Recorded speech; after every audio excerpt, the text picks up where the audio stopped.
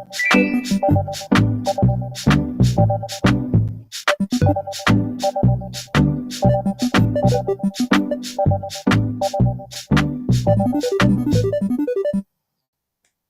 welcome to the show, everyone, on this July 24th, 2024. Wow, the summer's cruising by. I have got a great show for you today, a concept that I think you may be familiar with, maybe not, but as far as I know, it's never been named. And you know, that's what I like to do. I like to name ideas, to express them. And so that's what we're talking about today. We're talking about truth bait. Truth bait. Oh, yeah. So we'll get to that in a second. As a reminder, we are live on rumble.com/coffeenuance/live. Bookmark it because I will be there in the after show. That's where I'm going to be for the after show.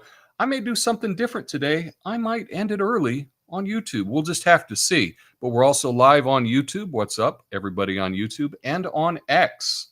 So with that in mind, for everyone that is here early, let us get to truth bait.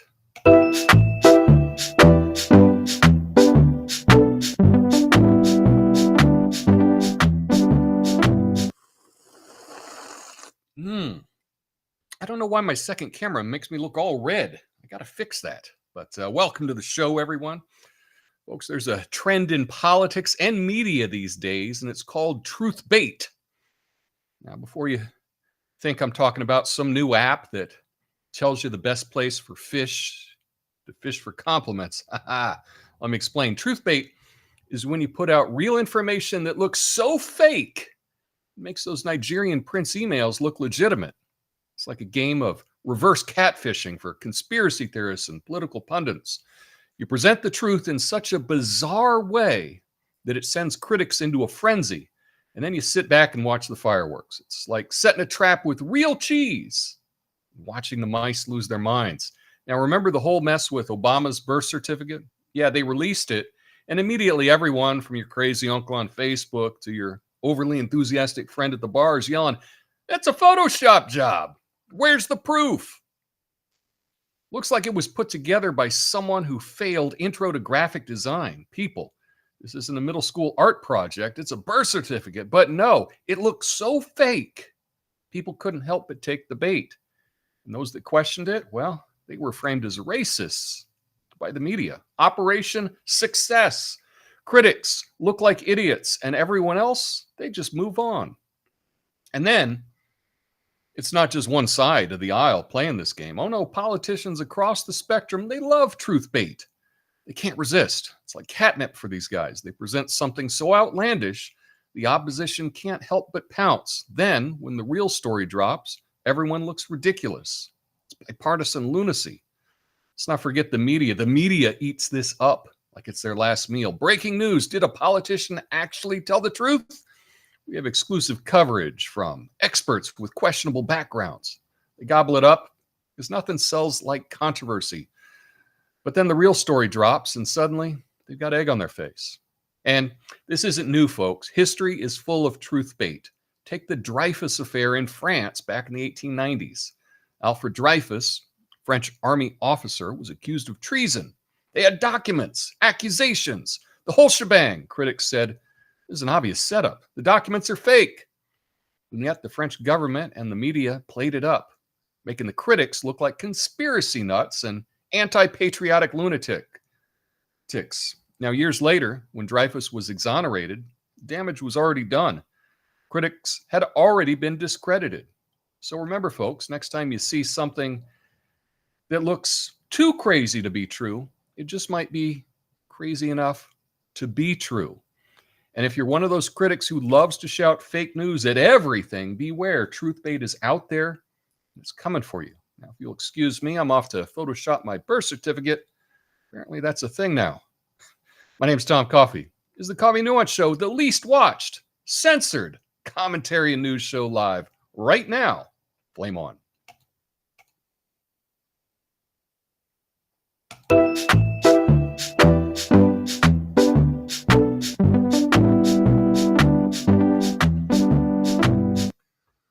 transition button is sticky. I clicked it a few times and it didn't play the little theme. But we're talking about truth bait.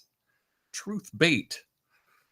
And I got a good video. Brett Weinstein is in it. I really liked what he said yesterday on X, and I'm going to play that for you. But I'm going to define truth bait right now on this. What day is today? July 24th, 2024. So I am naming this. This is named by me, okay?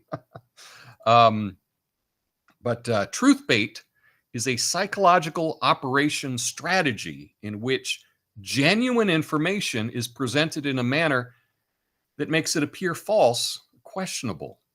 This tactic aims to provoke critics and skeptics into publicly dismissing or attacking the information as a forgery or deception.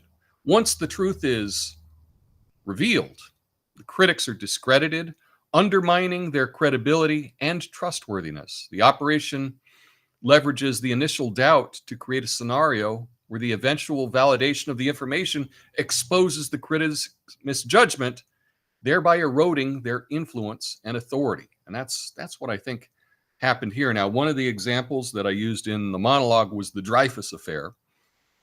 This was a political scandal. It divided France in the late 19th and early 20th century. Now, just so you know, I wasn't around then, and I could totally be wrong. I could be falling for some fake stories because I was not around then, and I've just done some cursory searching on this. So I could be a victim to this fake news, if you will. But the way that I understand it was that there was a wrongful conviction of Alfred Dreyfus. He was a French army officer for treason. Okay, so he was accused of passing military secrets to the German embassy in Paris. And evidence against him was based on a handwritten memo as the Bordeaux found in a wastebasket in the German embassy. Kind of sounds like a setup, doesn't it? They had a trial, and he was subjected to a secret court-martial where he was found guilty and sentenced to life imprisonment. Okay. The trial was marked by lack of transparency, lack of fairness, and much of the evidence kept secret from the defense. Now, there's claims that this may have been some anti-Semitism and prejudice against Jews at the time in France. And the media and the public opinions might have largely been persuaded by these prejudices. But in 1896, evidence emerged that the actual traitor was Major Ferdinand Volson Esterhazy. Okay, now despite this, the military suppressed the evidence, acquitted him in a quick trial, and they doubled down on Dreyfus's guilt. Okay, so this affair polarized France into two camps: the Dreyfusards, who supported Dreyfus and demanded justice, and the anti-Dreyfusards, who believed his guilt.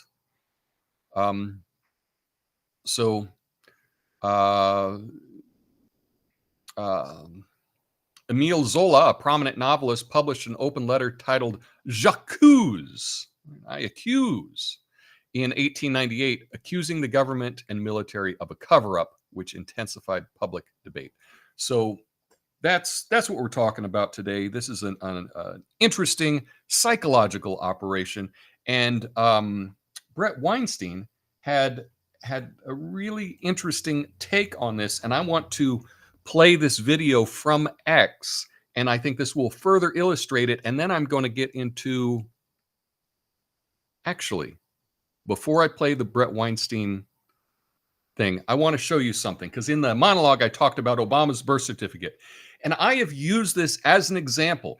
Anytime I've ever asked anyone about Obama's birth certificate, no one has ever looked at it. No one's ever looked at it, and it's very easy to look at. So what I want to do right now, and you can do this as well. Okay. That is here. We're going to go to Google, okay? And you can do this on your phone. You can do this at your home. And I want to show you truth bait. Okay. Now, I'm not making any claims. To be clear, I'm not making any claims about Obama's birth certificate, because to do so would be catastrophic. So I'm making no claims, zero claims. To be clear, YouTube censors I'm not making any claims about this. Let's go to Google, shall we? So here we are. This is Google. Let's type in birth certificate Obama. Here we go. I looked it up before. And we've got this from the National Archive, right? So obamawhitehouse.archives.gov. I think that would be a fair place to view it. So let's view it, shall we? Here's the certificate of live birth. Okay. And you can do this as well at your home. Okay. So I'm not getting this from any shady site. This is what they put out. Now, I am able to zoom. I have this in Firefox. I'm able to zoom this to, I think 1,000% is the, let's go 400. Okay, so here we are. And you can see that this is a scan. This is a scan. It's odd that the paper, you see the paper here is the green and whatever. So they're printing it on this odd patterned sheet, but you can see that it's a scan, like you would take something and put it in a copier or a fax machine, some scanner. And that's what we have here. And I'm going to take it up to 1,000%. So we're going to zoom into 1,000%. Okay. And let's go about 60% down the page, and we'll scroll across here, and I'll show you what I'm talking about. So we've got the full maiden name of the mother. Okay. And if you look here, Stanley, and you look at the S has shading, meaning that when it was scanned, the machine looked at how dark something was, and it reproduced that in the scan with some shading effects. But Tanley, it's all just on or off. It's either 100% solid or not solid. That's peculiar, and I challenge anyone to take a document, scan it, and have this happen. You can't do it. It's impossible. That's why it appears to be forged. Now, I'm not making a claim that it's forged, but it looks shady. And I would suspect if someone were to offer $1 million to reproduce this, to take a document and scan it and get one letter to have shading and get the next letter to have no shading at all, I don't think you'd be able to do it. Not without a lot of work. But let's keep scrolling. Nope. We'll go here to the full name of the mother, and we'll go across. Okay. Anne Dunham. Okay. Now, if we scroll down and we look here at Dunham, and again, I am on, this is direct from the White House. You will see here that the D has shading on the letter. But when we get to Unum, there's no shading whatsoever, and all the pixels are either 100% black or not at all. There's no gray in the Unum part, but the D does have shading. That is impossible to recreate. Now, to show this a little bit further, I have taken a screenshot of this, and I'm going to just blow it up here a little bit more. Okay.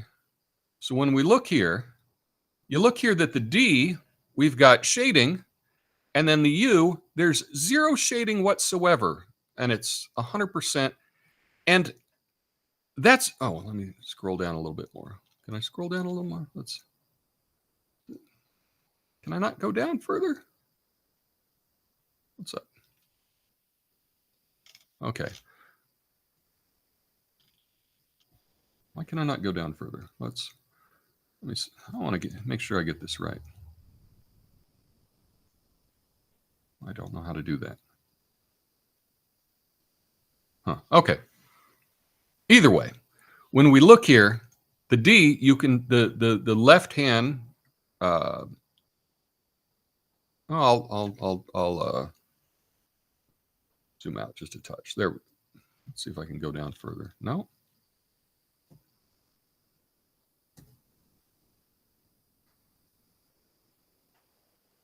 Why can I not scroll down further? Let's try this. We'll do this. How about this? Okay. So the D, you see all the shading. This is part of the U. Let's see if I can. And you'll see there's absolutely no shading. It is impossible to recreate this. Okay. Now, what a lot of people jump to the conclusion of is that this is an obvious forgery because this is not correct. If you were to scan a document and you had shading on one letter, you would have shading on the other letter as well. It wouldn't be blocky like that. It's impossible to recreate. Impossible. So what's going on here? Well, it's my belief, this is just my belief, is that this particular Obama's birth certificate is an example of truth bait. Okay. So they make something appear as a forgery to get people to call it a forgery, and then you can discredit the people that call it the forgery. That's what it appears to be from many people. I'm going to have Brett Weinstein talk about this in this video from yesterday on X. Hey folks, Dr. Brett Weinstein here. I wanted to explore the explanation for the... And I just sped his voice up just a tinge. ...odd events surrounding President Biden disappearing from view, leaving the presidential race via a crude letter, oddly signed, not being seen in public after his announcement that he was stepping out of the race. And then finally last night, the rampant rumors that he was either on hospice care or already dead. I see a lot of speculation about how these things relate, and most of it I think is off target. I'm going to advance a hypothesis, and when a scientist says hypothesis, they don't necessarily mean something that they believe is likely. It's just a possible explanation. In this case, I think this hypothesis is highly likely. So if you'd like, you can describe this one as my hypothesis.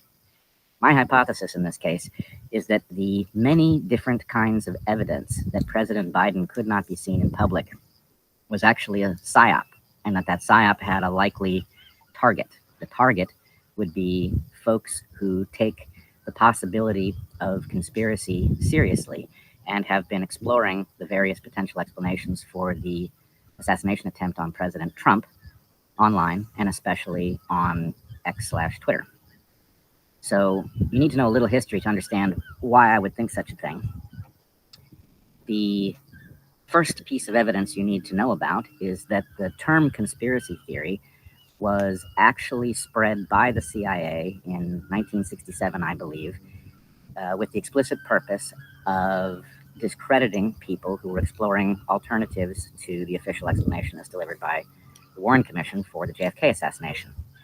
Now, there is some debate as to whether or not that's the actual origin of the term, but it doesn't really matter. What we know is that the CIA wanted to use that term against people who were interested in alternative explanations for that still mysterious event. The second. Okay, so that's just a little intro, but right now, Brett is going to give an example, much like I did with the birth certificate. He's going to give an example of this technique, how it's been used in the past. Thing you need to know is that there is an episode in the election of George W. Bush in which Dan Rather lost his job. And the way he lost his job at CBS was that he went to press with a story about a commander of George W. Bush's when he was in the National Guard. And that commander, there was a document that reflected that commander's report on George W. Bush's dereliction of duty. This all seemed rather credible and fit with a bunch of other circumstantial evidence.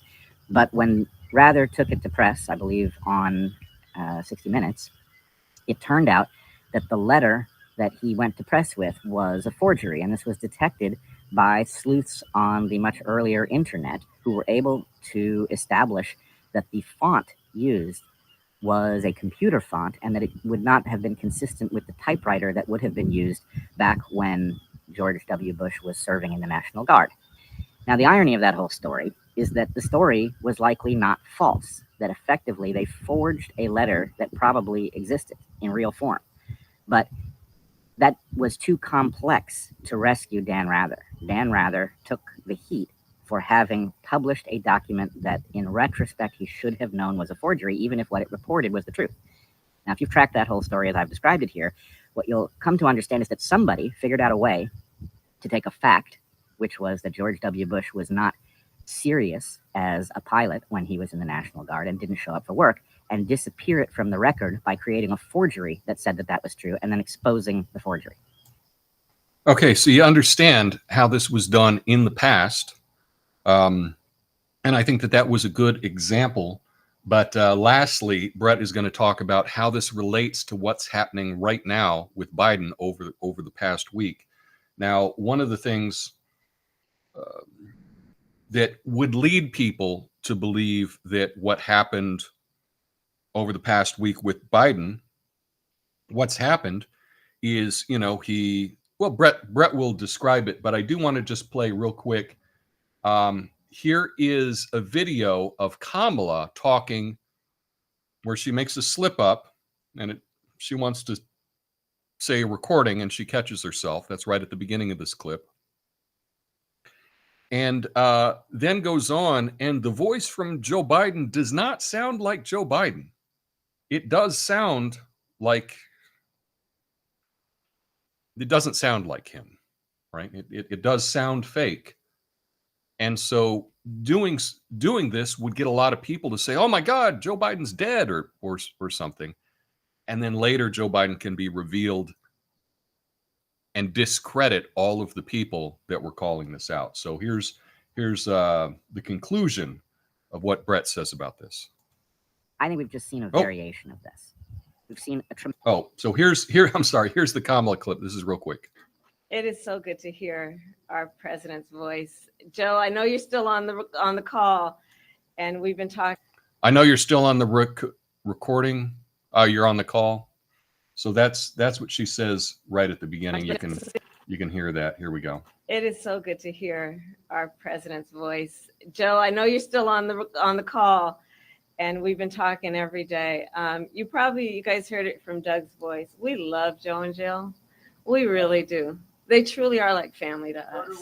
And we do, everybody here does. It's mutual. I knew you were still there. You're not going anywhere, Joe. I'm watching you, kid. I'm watching you, kid. I love you. I love you, Joe. Okay, so one of the odd things in that whole episode where Kamala's talking and Joe is supposedly on the phone, all of the responses that he gave seemed like they could have been from a soundboard, right? It could have had you could have, I'm not saying this is the case, but you could have had a soundboard to press different responses from Joe Biden to play, because none of them actually really seemed to line up with what she was saying. Again, this is to make the appearance that maybe something happened to Joe, and then it was revealed later, Joe getting on Air Force One. But here is the conclusion of what Brett said. Tremendous amount of evidence that the president was not in a condition where he could be seen in public. It was evidence that was all too easy to discover. The phone call that he supposedly had with Kamala Harris as she was taking over the reins of the campaign was clearly off. Her stumble, where she seems to indicate that it's a recording and then corrects herself, fairly blatant. The signature on President Biden's letter announcing his exiting of the race, obviously not consistent with his other signatures. The lack of letterhead, his posting it on X with no picture, no witness, no follow-up press conference, none of the things you would normally expect to go along with this. All of this suggests a president that cannot be seen in public, and it was perfectly predictable that you would get wild speculation about what that meant. So the hypothesis is that all of those who are in a mindset to be exploring alternative explanations for events that we are currently witnessing in real time were lured into exploring the evidence here, which had been arrayed in a way that the dots would inevitably be connected, and then President Biden could emerge, and it would embarrass all of the people who had speculated about his coming demise, and it would cause a withdrawal of trust amongst those who had been listening to the many highly relevant critiques and explorations that have gone on surrounding the near assassination of President Trump. That means, if it turns out to be correct, that this was a sophisticated psyop. It's not a distraction. It's not people imagining things. It is people connecting dots that were placed for them to be connected. It felt like low-hanging fruit, but in fact, it's more like, get in the van and I'll give you some candy. It was a trap. Now, do I know this is true? Of course I do not. But the thing about the way science works is that you have a hypothesis and it makes predictions. And the prediction here is that the revelation of the president's relatively healthy condition, and of course his condition is thoroughly decrepit, but compared to a guy on hospice drugged up so that he can't even be responsive, will be so profound that it will be used as evidence that all of those who think about the question of collusion and conspiracy are prone to wild fantasies and see things where they don't exist. So that's the idea. That is what truth bait is. I hope that I have done a good job explaining my naming of this idea. And truth bait. But I do think that may be what is happening with what's going on with Joe Biden. Could be. I often get disappointed in a lot of people on social media where they fall for this type of thing easily. And often I think of that, that meme, it's a trap. It's a trap. Because what happens is you say, oh, definitely this happens. And then you're shown to kind of not be accurate. And it's a way to be discredited. And whereas maybe the fans of that person, they see all the things that they do and they go, oh, well, they're right most of the time, so I forgive them for getting this one wrong. I get that. But what happens is when you have a number of instances, okay, then your enemies can use that as a reason to discredit you so that you don't look at anything at all. Don't look at anything at all because this person promoted this conspiracy theory that is clearly not true. So that is the technique. That is my understanding of it. And I'd like to hear what you think about this idea. And tell me, do you like the name Truth Bait? I kicked it around. That's the best name that I could come up with. I thought about many different names, but Truth Bait is what I came up with. So let me know what you think about that in the after show. Anyway, see you over there. Hope you all have a beautiful day. And I'll be back definitely on Friday. Anyway, until then, peace.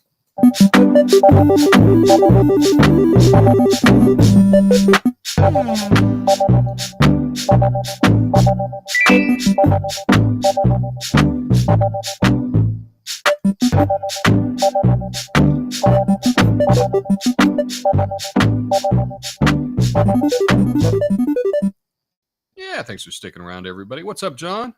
Lucid? Has anyone seen Duggo around lately? I have not. But I know we all take breaks. So hashtag Rumble Gang Gang. Lucid says, Truth Bait, Elon Musk and his car floating in space. It looks so fake. Joe Rogan. That's why it's real, Elon. So yeah, I tell you what, that the floating Tesla, it really did look fake. It looks so fake. So perhaps that was truth bait, perhaps not. Sometimes things just look fake. So I don't know if that was intentional or not, but that may be an example of that. TX47, what's this? Just got here. Josh tries to explain the text saved as different layers. And as Tom pointed out, it's impossible to scan a document with background doing what it does in this document. Yeah. I do challenge anyone that if you never actually looked at the certificate, you can just do the Google search. You can look at it from the White House. You can zoom in right then in your browser and you can see what I'm talking about. And you can see that that is impossible to do.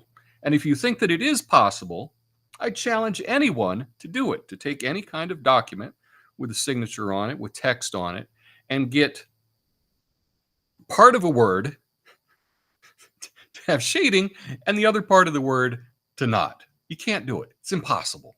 Okay? It's impossible. And you think it is possible? Make a video and show me how this is done, because I've been using Photoshop since the beginning of Photoshop, right? Good luck. Good luck. You can't do it. You just can't. Or you can prove me wrong, right? And wouldn't it be cool to prove some random guy on the internet wrong? Isn't that what we all live for? So we can do that. Lucid says that these people are the parents of someone's kids. Tom, check it out and tell me what you think. I will check that out and I will let you know what I think. Big Daddy says, lost you on YouTube. Well, that's possible. That's possible. Doc says, I'm watching on both Rumble and YouTube. Does this help your channel? I assume it couldn't hurt. Perhaps. Doc says, Truthbait is a fantastic description of what they often do. Yeah, one of the things that I like is I like naming ideas. Now, a lot of ideas are already named, right? Actually, most ideas are already named, but I like the idea of naming something that hasn't been named yet. I did so a couple months ago with the idea of the painted yellow line theory, right? Which was one of the big ideas that I have. I have a number of these ideas of naming them, and today it's Truthbait, and I think that that's a good name. So we'll see. Perhaps if the video gets more than a dozen views, maybe it'll take off. It won't, you know that. But anyway, but that's what we were talking about today. Truthbait. I wanted to try, I'm going to try something here at the very end. And I'm going to see if I can keep the broadcast going further on one platform than another platform. And I don't know if I'll be able to do it. So if this just ends, I figured out what I'm doing.